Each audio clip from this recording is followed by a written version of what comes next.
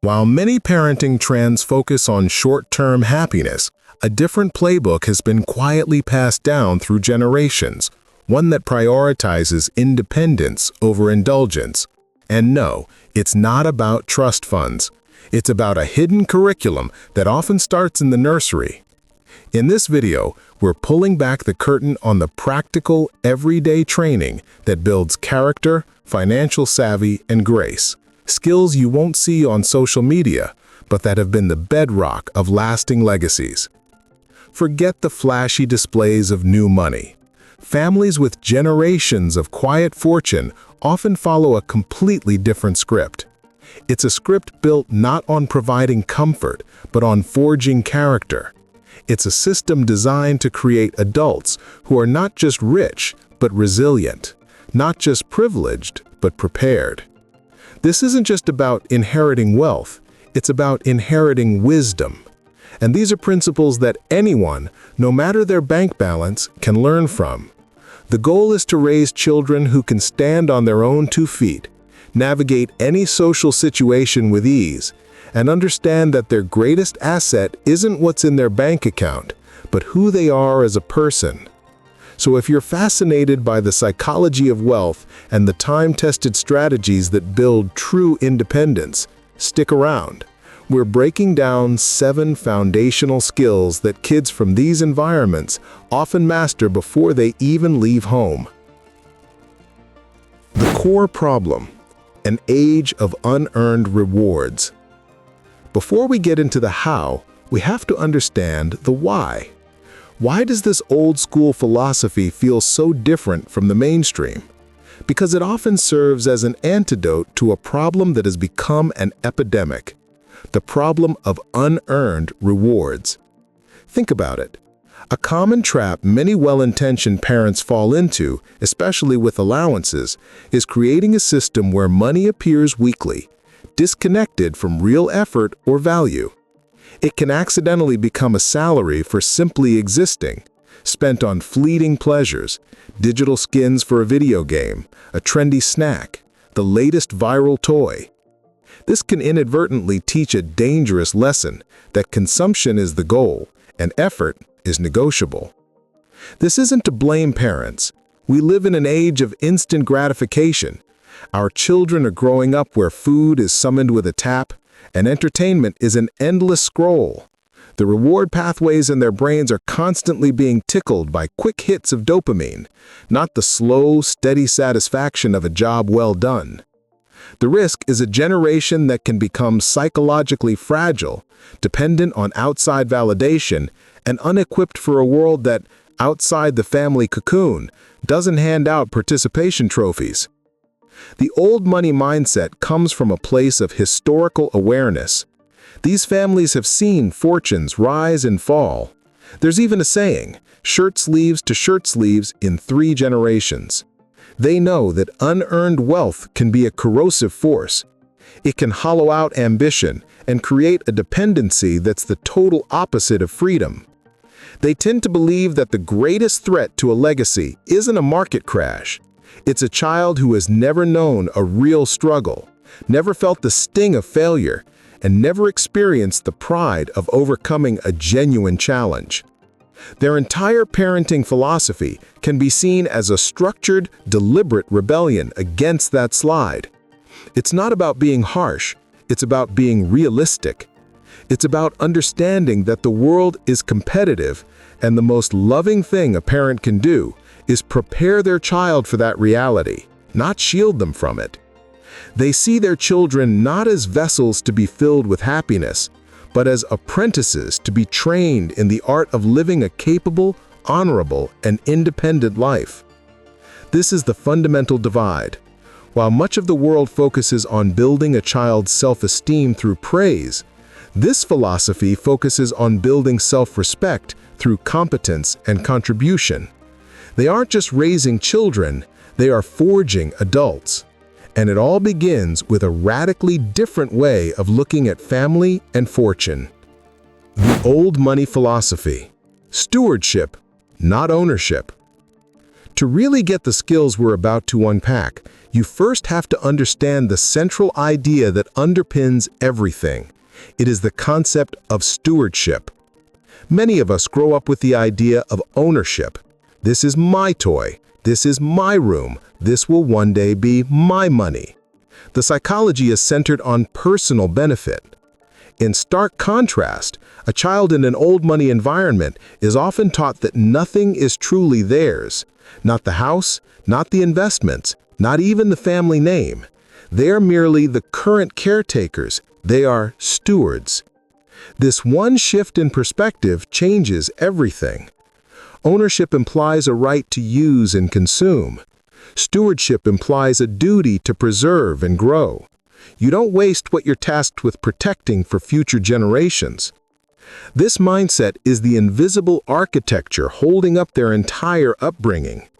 Money in this context isn't a status symbol or a ticket to luxury. It's a tool. It's a resource like land or water that must be managed with wisdom and a deep sense of responsibility. This is why conversations about money aren't taboo within the family. They're essential. But the conversation is rarely just about how to spend it. It's about how to make it work, protect it, and use it to create value. Think of it like being the caretaker of a magnificent ancient forest. An owner might see the forest and think, how much timber can I sell? A steward sees the same forest and thinks, how do I make sure this forest is healthier for the next generation than it is today? The steward prunes dead branches and plants new saplings, knowing they may never sit in the shade of those trees. This is the psychology instilled from an early age. The family's wealth and reputation are that forest. The child isn't its owner, but its future guardian. This reframes their entire relationship with privilege. Privilege isn't a free pass, it's the weight of responsibility. It's the obligation to be more disciplined and more capable because you have more to protect. This philosophy explains why their parenting can seem so paradoxical. Why would a family with immense resources make their kids do manual chores or budget a tiny allowance? Because they aren't training them to be consumers of wealth, they're training them to be its stewards. They're teaching them that discipline and resilience are far more valuable than any inheritance. Because with those skills, the legacy can continue. Without them, even the greatest fortune is just a future cautionary tale. With that foundation in place, let's look at the first and maybe most important practical skill. Skill 1. The mastery of mundane responsibility. Chores and discipline. In many homes, chores are a battleground, tasks to be bargained for or rushed through. In this philosophy, chores are treated with a quiet seriousness. They aren't a punishment. They are a child's first real job as a contributor to the family. This isn't about teaching a kid how to wash a dish. It's about instilling something deeper, the rhythm of responsibility. From a very young age, children are given regular, non-negotiable tasks. A critical distinction here is that these tasks are often not tied to their allowance. The thinking is, you don't get paid for being a contributing member of the family, just as you don't get paid for breathing. It's simply what's expected. The tasks start small. A 5-year-old might be responsible for putting napkins on the dinner table every single night. A 7-year-old might be in charge of making sure the dog's water bowl is always full. They are mundane, and that's the point. Discipline isn't forged in a crisis. It's built in the daily, consistent execution of small, unglamorous duties. This approach is built on the idea that routines create stability. Set meal times, bedtimes, and chores provide a framework where a child learns they have a role in maintaining order. This builds an internal sense of competence. They aren't just passengers in the family, they are active crew members. As the child gets older, the responsibilities scale up. A preteen might not just take out the recycling, but be in charge of the entire household recycling system. A teenager might be tasked with planning and cooking one family meal a week, from menu to budget to final dish. You might ask why a family that can afford a housekeeper and a cook would insist on this. The answer is simple. You can't outsource your child's character development. They believe that scrubbing a floor or weeding a garden teaches a humility and a respect for physical labor that's easily lost in a life of privilege. They will know what a clean room actually looks like because they've had to clean it. They will appreciate a good meal because they've struggled to make one. This is the mastery of the mundane. It's the understanding that excellence is a habit. By learning to do simple duties with consistency and care, a child develops the muscle for responsibility. They learn to do what needs to be done, whether they feel like it or not. And that is one of the most powerful definitions of an independent adult. Skill 2. The financial fluency from the nursery. Early money management. In many families, money is a topic filled with anxiety or just avoided altogether. It's adult stuff. In the old money playbook, financial literacy is treated like learning to read, a fundamental life skill taught early and practically. Kids aren't shielded from money, they're deliberately immersed in it. It can start with a simple tool you see everywhere now, the 3 clear jars. One for save, one for spend, and one for give. When a toddler gets $1 from a grandparent, they are guided to physically sort the coins. This isn't about the amount, it's about establishing the 3 core functions of money from day one. They learn that money isn't just for buying things, it's a form of power. When an allowance is introduced, it's often a modest, structured amount, maybe $1 per year of age per week. This money isn't a gift, it's a tool for learning. The parent might stop paying for non-essentials like a comic book or ice cream. If the child wants it, it has to come from their spend jar. Suddenly, money is finite.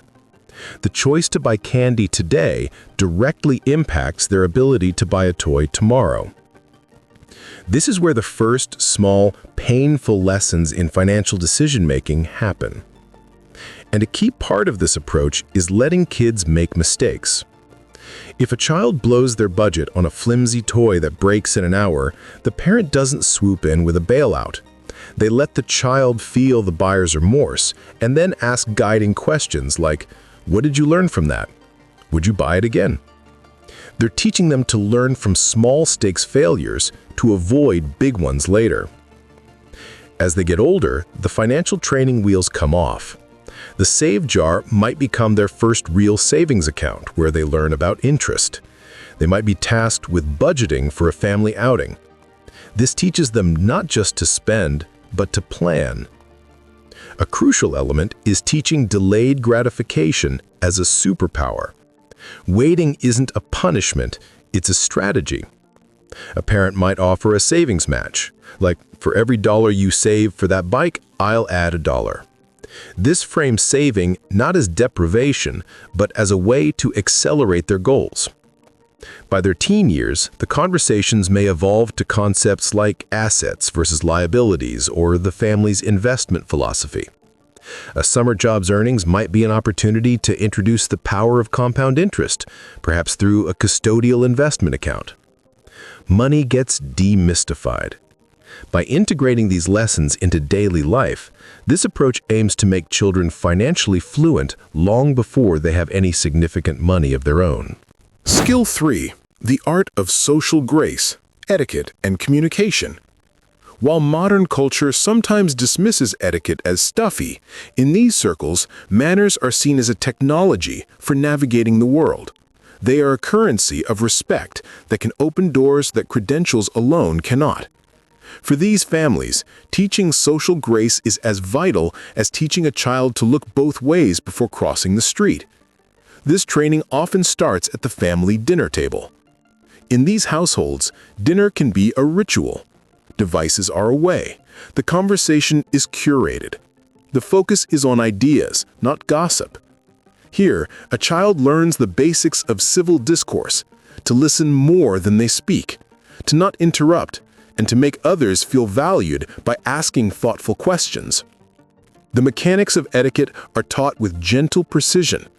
A child learns to stand when an elder enters the room, to make firm eye contact, and to give a proper handshake. They are taught the formula for a good introduction. It's not, "This is Mike." It's, "Mr. Smith, I'd like you to meet my friend, Mike Johnson." Mike is the one who builds those incredible model airplanes. This small act turns an awkward moment into a connection. Thank you notes are non-negotiable. For any gift or act of hospitality, a handwritten note is often expected. This isn't just about gratitude. It's about demonstrating follow-through, attention to detail, and respect for the other person's generosity. It makes you memorable. A core principle is treating everyone with the same level of courtesy, from a CEO to the janitor. This is a huge test of character. A child who is polite to a powerful guest but dismissive to a server would likely face a quiet but firm correction. True grace is consistent. It reflects your own standards, not the status of the person you're with.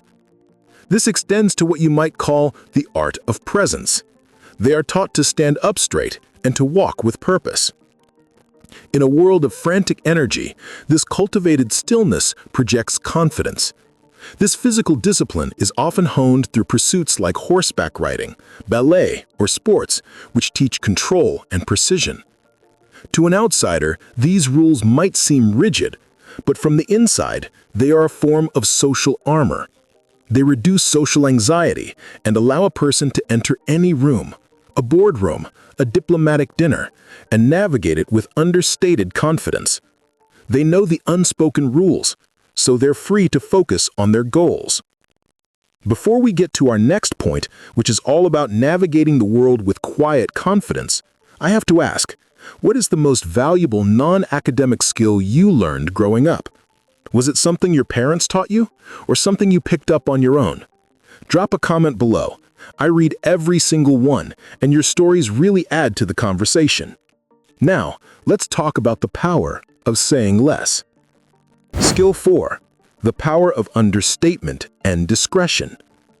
In an age of oversharing, the old money philosophy operates on a countercultural principle. Discretion is power. Children in these families are often taught that attention is a cheap currency, and you only spend it when it buys something valuable. This is the skill of strategic invisibility. This might sound like it contradicts the idea of teaching kids about money, but it's about one crucial distinction: transparency inside the family, discretion outside of it.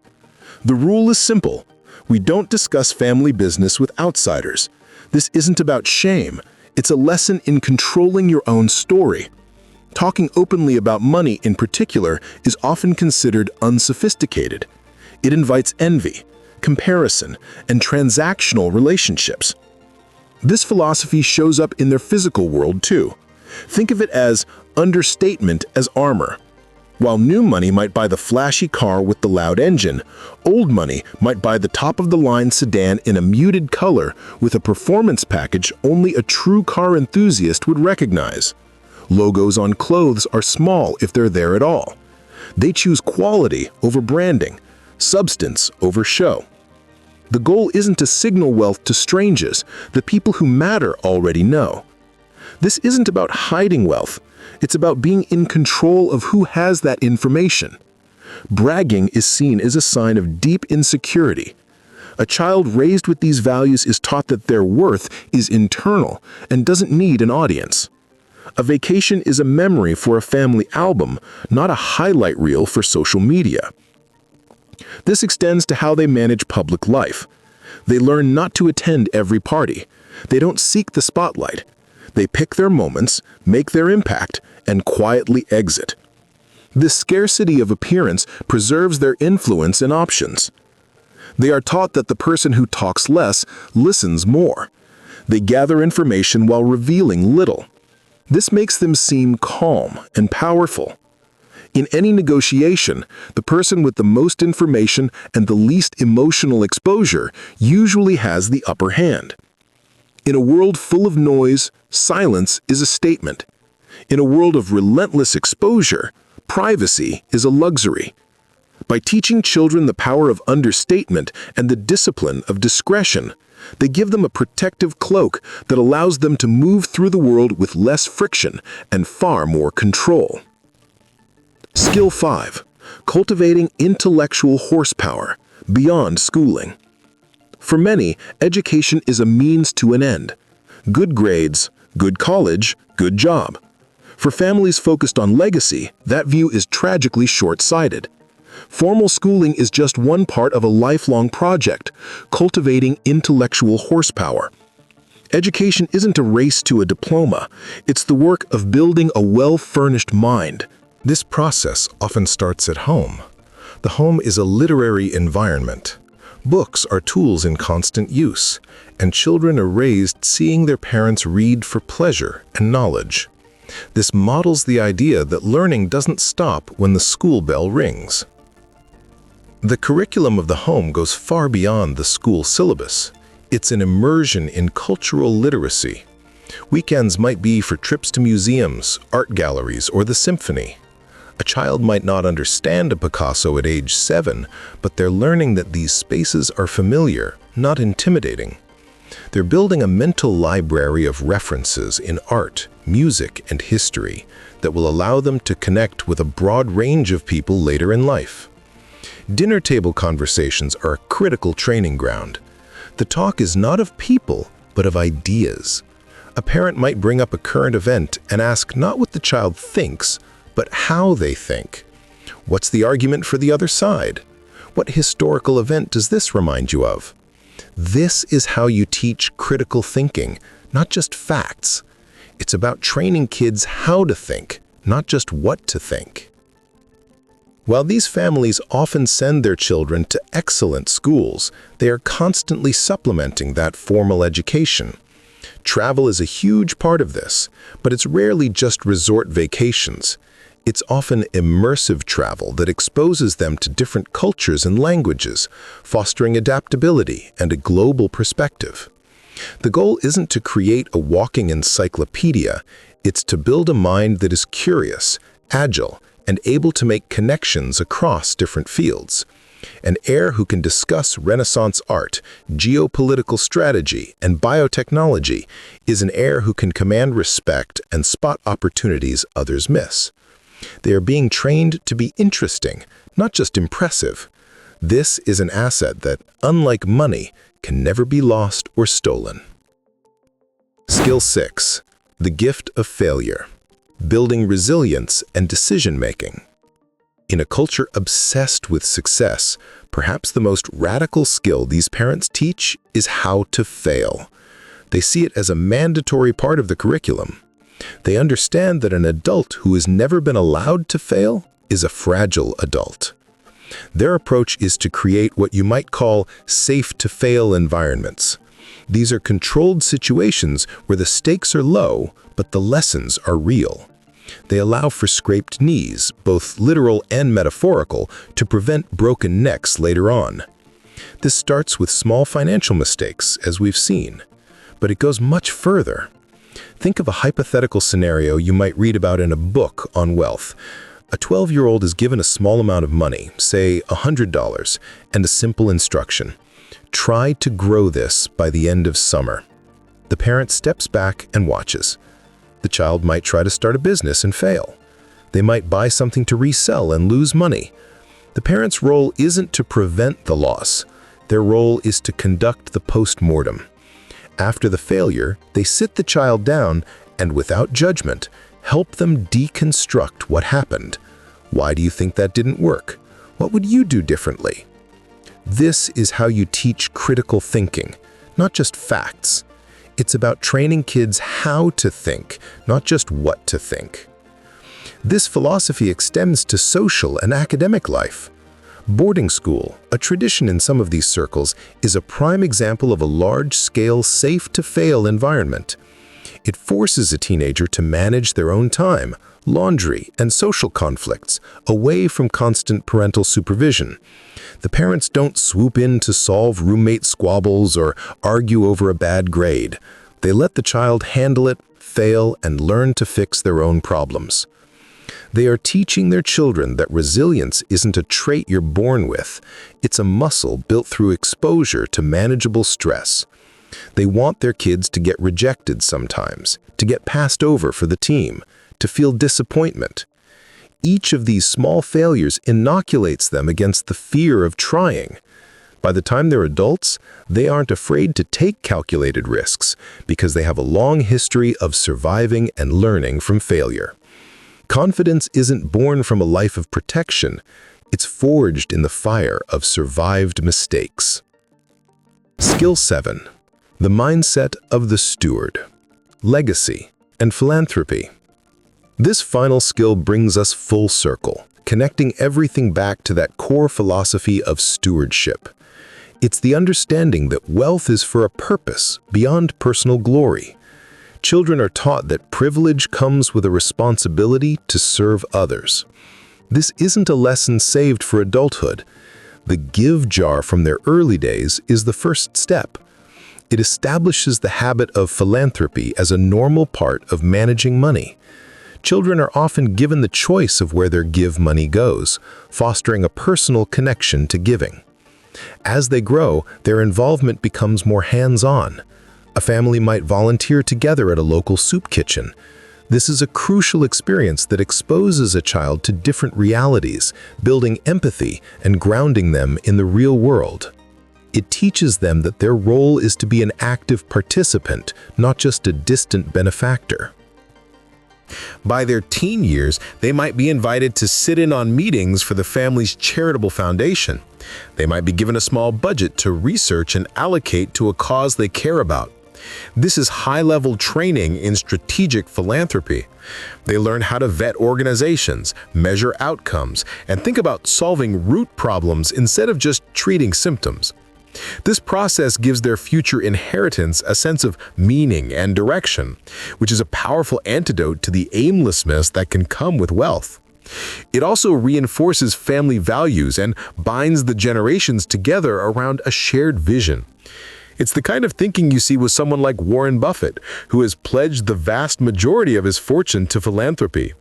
While his children will still be very wealthy, the message is clear. The greatest part of the inheritance is the responsibility to run massive charitable foundations, a purpose and a job, not just a pile of cash. Service provides a powerful sense of purpose. It teaches that the greatest privilege of wealth isn't buying whatever you want, but making a meaningful difference in the world. This transforms them from simple heirs into true stewards. So when you pull it all together, you see it's not about 7 random skills.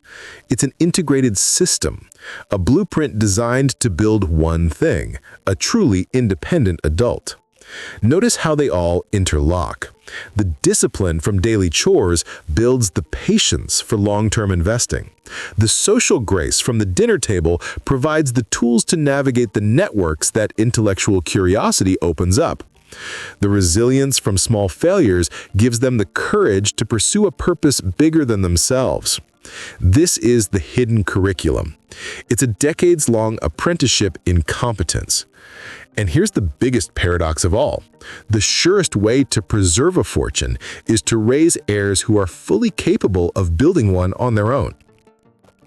What's most powerful about this playbook is that its principles are universal. It's not about how much money you have, it's about the mindset you cultivate. You don't need a trust fund to create save, spend, give jars. You don't need a mansion to have a device-free dinner conversation. And you don't need a vast inheritance to teach the value of a hard-earned dollar or the importance of contributing to something larger than yourself.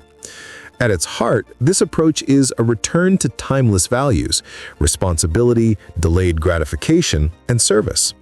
It's a quiet rebellion against a culture of instant fixes and empty praise. And it's a reminder that the most profound gift we can give the next generation isn't comfort, but capability. It's the confidence that comes from knowing you can handle yourself in any room, in any circumstance. That is the true inheritance. That is real independence. If this deep dive resonated with you, make sure you're subscribed. In our next video, we'll explore the stark differences in how old and new money approach investing for the long haul. You won't want to miss it. Thanks for watching.